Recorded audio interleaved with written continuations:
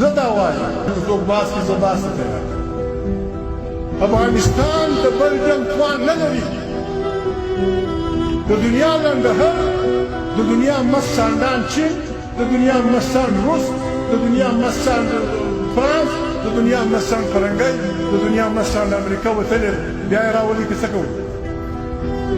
بیا یې راولي بل جنګ که څوک کوي جنګ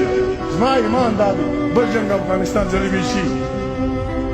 افغانستان زخمی دی دوه کارتوسونه لري همت یې کړی دی ولس د زمانو او که سره دغه جوړه شوې ده چې دا سامراج قبرستان افغانستان باچي دغه ولاړې اشرف غني باچي پرېښو ولاړ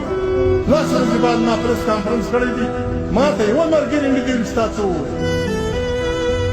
ما فکر نه دی کړی د پاکستان د پرس ته ما دا ویلي ما ویله د افغانستان څخه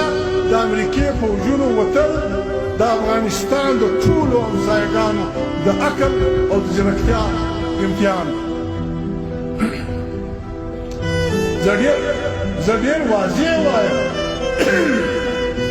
که پاکستان دا غلطي کوي چې دا څه پوځونه دی لري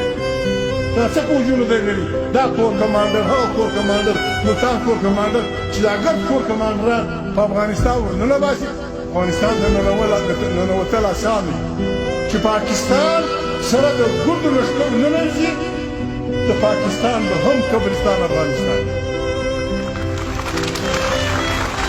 که ایران ننوځي د ایران هم فایده وي